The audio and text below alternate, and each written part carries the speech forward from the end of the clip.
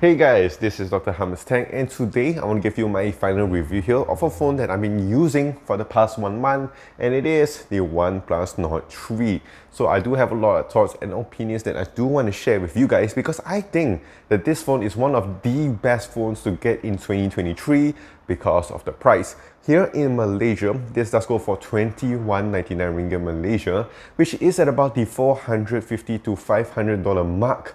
And at this excellent price point, I think this phone is a very good sleeper hit. And I do want to share with you some of the pros, actually a lot of the pros, and a little bit of the cons that does come with this phone. And I'll break it down into 4 main parts. So yes, without further ado, let's just get right into it. Alright, so before I go any further, I just want to talk about the OnePlus and OnePlus Nord in general in just about 30 seconds. Like you guys know, if you guys follow this channel, I bought the OnePlus 6 and I went to the 8 Pro. I absolutely love the phone, but of course with future updates and all that, that phone became trash. The 9 Pro was really bad, the 10 I skipped on, and I went on to the Nord 2, which I absolutely love. And that brought me back to OnePlus, and I used the 10T, I've used the 11, and now we are here with the Nord 2, which I am really excited to use.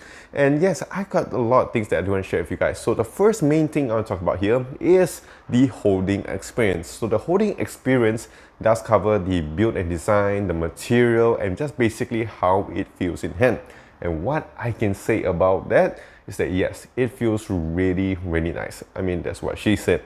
So the first thing here, I do like the good weight to it. It does have a good hefty weight to it to give it a more premium feel. It's not too lightweight or it's not too heavy like your iPhone 14s or the Samsung S23 Ultras where it's super heavy. Sometimes you put it in your pocket, you do feel that weight to it, or sometimes if you are using it for long periods of time, you might get a little bit of some hand fatigue. And it doesn't feel too lightweight either to give that cheap feeling. So I think it's really well balanced in that department.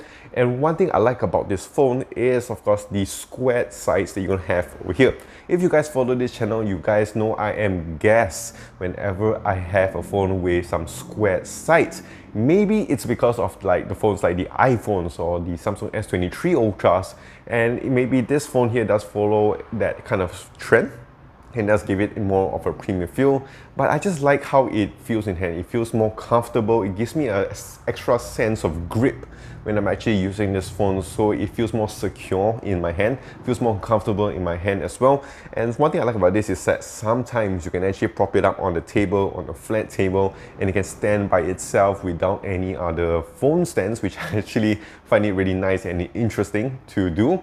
So this is one thing I really do like. And also what I want to talk about is the design on this. So on the design department, I do like that the cameras are very simple.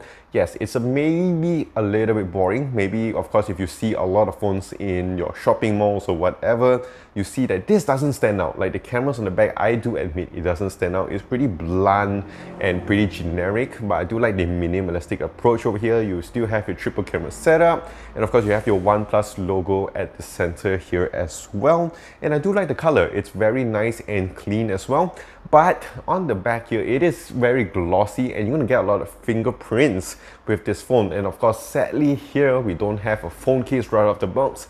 So yes, it is a little bit hard to buy a phone case because most of the time, you have to buy it from your online platforms like Lazada, Shopee, or AliExpress, which is a little bit of a hassle if you are not from like China or something like that. So it is a bit of a hassle. But other than that, I do like that the buttons is nicely placed. You have your volume rockers on the other side. You also have your power button on the other side as well. I did wish that everything would be on one corner, but because of this, you actually also have the alert slider, which of course is here with the OnePlus Nord 3. You have the alert slider, which I think is really convenient.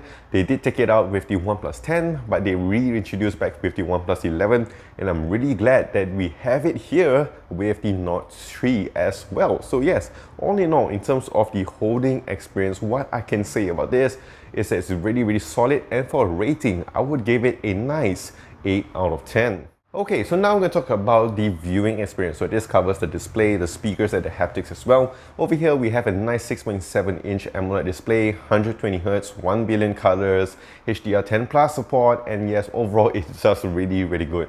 So what it all translates to on a day-to-day basis is that it's really, really nice. I've been watching a lot of shows like The Witcher, some Marvel movies as well, some series. I've been watching even Secret Invasion on this, so I really enjoy watching content on this because we have a large display, good colors, and also very vibrant, very sharp display over here. So it's really, really good. And of course, if you couple that with the speakers, which of course at this price point, some phones might not have a stereo speaker setup, but not OnePlus. With the Note 3, they still do give us a stereo speaker setup, which I certainly do like because it does get pretty loud, still does get really clear, and I do like the speakers on this. It's not the best. Like if you want to play music every day and just use it as a speaker, I wouldn't recommend it too much.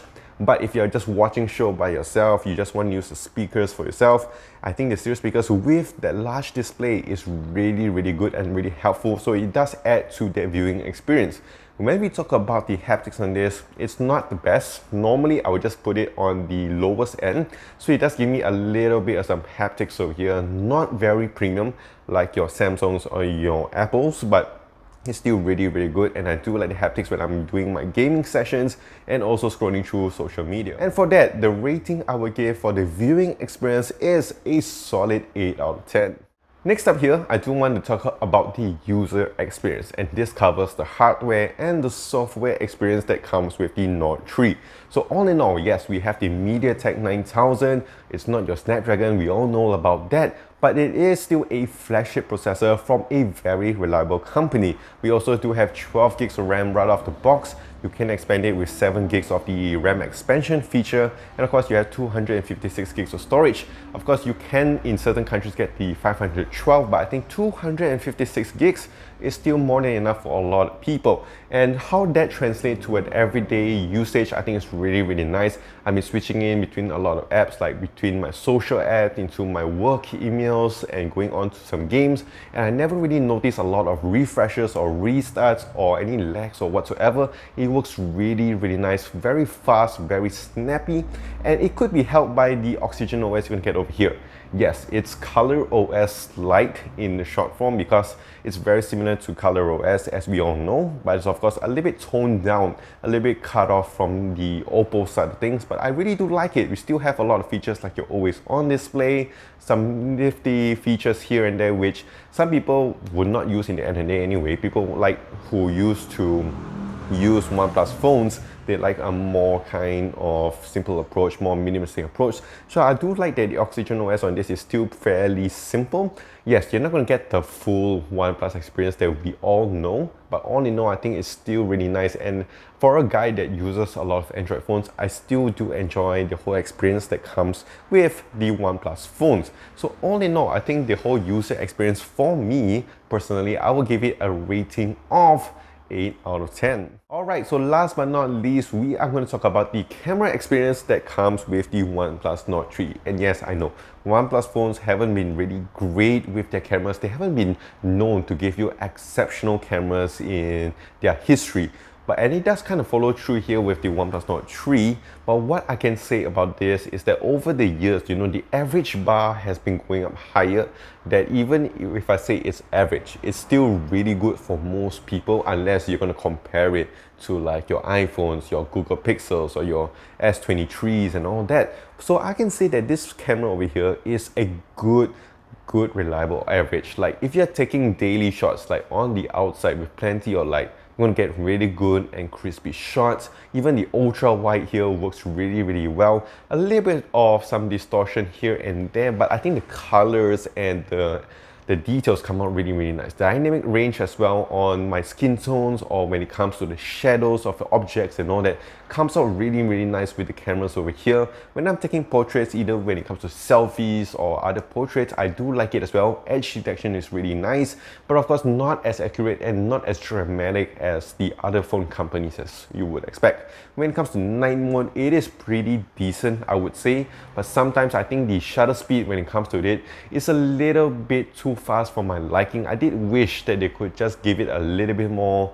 longer time with the exposure here to get a bit more details, but that is more of the software side of things rather than the hardware, because I think the hardware is pretty decent. Like, we have a good triple camera setup here, main lens, ultra wide, and the depth camera, which I think the depth camera at the end of the day is not going to help really in that area too much. But all in all, I think the cameras on this is pretty decent, I would say. So for a rating, I'm going to give it a solid 7 out of 10. Alright, so that is it with my final review here of the OnePlus Nord 3. Overall, a rating I would give this is a good 8 out of 10, because if you look at the price point on this, you can't really fault it for what it is. And I think that has always been what OnePlus has been over the years. Is like, yes, it's a really great phone. If you want to pick out something and be nitpicky, you have to look at the price. And I think with that, with the Nord 3, it kind of emphasizes that in a lot of areas, like I mentioned before. So all in all, I think this is a very good and safe phone for me to recommend to a lot of people. It is a very solid phone. You get a lot of years of future updates, and it does get a good camera, good display, and all that. So overall, it's a very solid phone, and then this is what I think about it. Of course, let me know in the comment section down below what you guys think about the OnePlus Nord 3. If you guys want to follow me for my other videos, you can of course click the like and smash the subscribe button down below for more videos like this in the future. And also do follow me on my other platforms on Instagram, Facebook, and also here on YouTube at Dr. Hammerstank. And I'll see you guys in the next one.